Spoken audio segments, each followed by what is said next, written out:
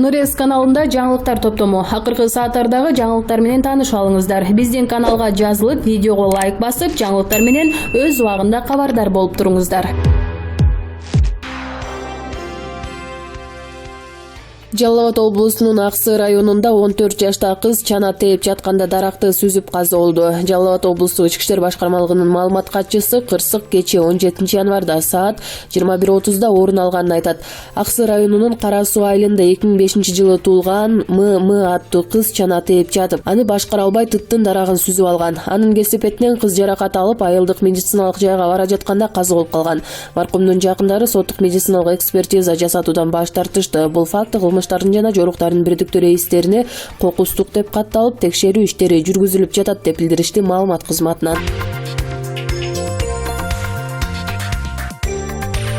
Социалдык тармактарда Орус улутундагы жигиттин кыргызча баян айтканы тарап, ал коомчулуктун суктануусуна татыды. Бул видеону Фейсбуктагы Зиярат Кейжи группасы кечээ 17 январ күнү жарыялаган. Белгилей кетсек, Умарага барып баян айткан Денис Пышкин, ал дин иштери боюнча мамлекеттик комиссиянын өкүлү. Денис Пышкин Мухаммед пайгамбар мечитине зияратка келгенин айтып, пайгамбарыбыз саллаллаху алейхи вассалам хадисин мисал келтирип, коомчулукка зыян келтирбеген чыныгы мусулман болууга элди чакырган. Мындай көрүнүштү коомчулук жылуу кабыл алып, жакшы каалоо тилектерин айтышкан. Маалыматка ылайык, Казакстандын Актөбө шаарында ондогон айдоочулар калкты тейлөө борборунун имаратынын алдында автоунааларын мыйзамдаштырып берүү талабы менен чыгышты. Бул тууралуу маалымат булактар жазып чыкты. Алар автоунааларды мыйзамдаштырып берүү талабын коюшууда. Ал эми Казакстанда чет өлкөнүн номуру менен 170 миңдей автоунаа катталган. Жаңы эрежеге ылайык айдоочулар машинелерин каттоого коюу үчүн миллион теңгеге чейин бажы салыгын төлөшү кажет. Бажы төлөмүн төлөгүсү келбеген айдоочулар автоунааны 30 күнгө өлкөдөн чыгарып турууга милдеттендирилет. Айтылган эрежелерди сактаган чет өлкөлүк номуру бар айдоочулар айыпка жыгылып, автоунаа атайын токтотуучу жайга киргизилет. Маалыматка караганда, айдоочулар автоунааларды мыйзамдаштырып берүү талабы менен Семей, Петропавловск жана башка шаарларда митинг өткөрүүнү пландашууда. Азырынча нааразычылыктар Алматы, Актау жана Жаңы Өзөн шаарларында өттү. Дүйнөдөгү эң кичинекей киши Хагендра Тапамагар каза болгонун Звезда телеканалы маалымдады. Ал 27 жаш курагында ооруканада көз жумду. Магар биринчи жолу Гиннестин рекорддор китебине 2011-жылы өз алдынча басылган дүйнөдөгү эң кичинекей киши. Бою 67,8 см катары кирген. Хагендра ошол жылы эле өтө тездикте дүйнө коомчулугунун көңүлүн буруп, Непалдын туризм боюнча ыктыярдуу элчиси болгон деп айтылат Гиннестин рекорддор китебинин сайтында. Акыркы учурларда анын жүрөгү ооруп, дем алуу органдары жабыркап жүргөн. Абал оорулуп кеткенде Магарды Непалдагы Манипал ооруканасына жаткырышкан. Ал 17 январ күнү дүйнө салды. Абдышүкүр Ажи ким арак ичсе апасы менен зына кылгандай күнөө деп айтыптыр. Ажике аша чаап кеткен жоксузбу? Куранда так ошентип айткан жери барбы? Элди ыйманга чакыр, даават айтыңыз, бирок мындай дегениңиз чектин чегинен ары чыгып кетти деген эле пикир. Кээде ушундай аша чапкан сөзүңөр менен исламга көлөкө түшүрүп коесуңар. Ажике, селдеңизге чок түштү окшойт. Ишенген кожом сен болсоң, алды алдынан тал карма болду бул жагы. Адилет Осмонов, Булак Кабар Инфо. Үмүт 2020 кыймылынын өкүлү Ширин Айтматова президентке ачык кайрылуу жасап, кыймылдын өкүлдөрүнө куугунтук болуп жатканын белгиледи. Ал кыймылдын кандайдыр бир саясий амбициясы жок экенин, өлкөдө коррупциялык көрүнүштөрдү ашкерелөөнү гана көздөрүн билдирип, президент Сооронбай Жээнбековдун кабыл алуусун өтүндү. Биздин айрым мүчөлөрүбүздү камап, мүлкүбүздү рейдерлик басып алуу аракети жүрүп, бизге карата аңдуу жана чагымчылдык аракеттер жүрүп жатат.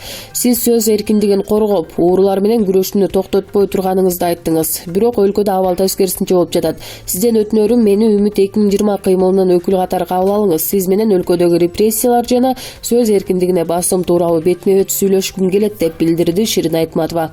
Үмүт 2020 кыймылы буга чейин бир катар коррупциялык көрүнүштөр тууралуу өз иликтөөлөрүн жарыялаган. Анын ичинде мамлекеттик бажы кызматынын мурдагы төрагасынын орун басары Райымбек Матраимовдун мүлкү жана кирешеси тууралуу иликтөөлөрдү жүргүзүп, реакция митингине активдүү катышкан. Ошондон бери кыймылдын өкүлдөрү куугунтук жана коркутуулар болуп жатканын айтып келишет.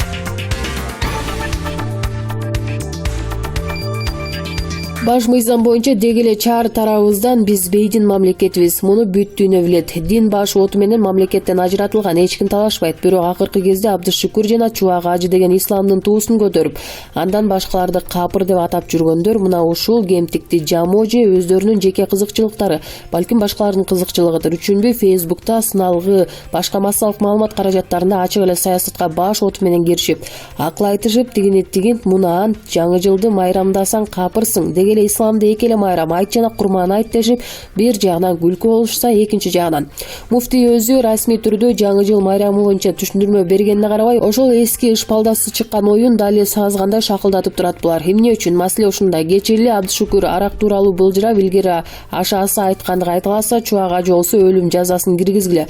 Президент дегендин 4 катыны болсо гана иш оңолот дегенде келесі ойлорду жаамы журтка таңуулап киришти. Эми эл деген эл экен да. Кыргыздын 90% ислам динин туткан соң аттуу баштуулар айтып жатышса, Куранда ошондой болсо керек деп ойлоп калышы мүмкүн да. Кыргыздын 90% ислам динин туткан соң аттуу баштуулар айтып жатышса, Куранда ошондой болсо керек деп ойлоп калышы мүмкүн да. Бул эки динчилер мына ушундан куп пайдаланып келишет. НПОчулар тияктан, булар бияктан, жанагы Кудаймын дегени бурчтан. Сауд Арабия кимдин ынак доосу экендигин бул эки акылман эле унутуп калбаса, калганыбыз сопсонун билип турабыз. Кала берсе, Чубак ажысы парламентке бара коем дегенин да таң калтырды. Акетай мейли депутат бол, жарансың, укугуң бар. Бирок ал жерде Курандан, шарияттан сүрө аятты айтасыңбы же баш мыйзамдын кайрыктарын созосуңбу? Маселе ушунда. Айтарыбыз эле бул, ар ким өзүнүн ордунда өзүнүн ишин жасаса, тагыраагы чымчыктыда касапчы сойсун. Мечитке барып маселени айт, элди жакшылыкка үндө, сабырдуулукка чакыр. Бале барбы саясатта? Кечирип койгула, башкачараак айта албадым. Булак Каваринфо.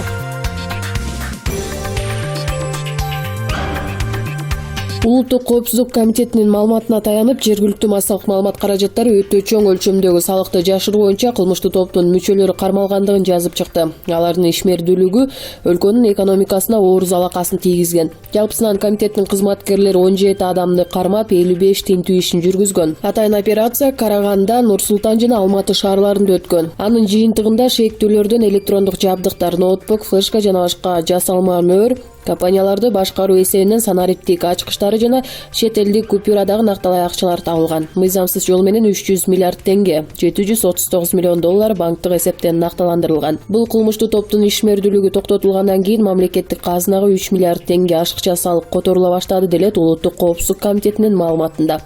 Булак Назар Ньюс KG. Өзбекстандын ички иштер министрлиги өлкө жарандарынын чет өлкөдө кароосуз калган балдарын алып келет. Бул эреже Өзбек өкмөтү тарабынан 7 январда иштелип чыккан. 3 жашка чейинки балдар ички иштер министрлиги жана саламаттыкты сактоо министрлигинин көмөгү менен алып келинмекчи. Эгер баланын туулганы тууралуу күбөлүгү жок болсо, дипломатиялык өкүлчүлүктөр анын жарандыгын аныктоого жардамдашып, тийиштүү документтерди жасап берүүгө милдеттендирилди. Өлкөгө алып келинген балдар жаш курагына жараша тийиштүү мекемелерге бөлүнөт. Алсак, 3 жашка чейинкилер балдар үйүнө жайгаштырылса, калганы социалдык укуктук жардам көрсөтүү борборлоруна өткөрүлөт.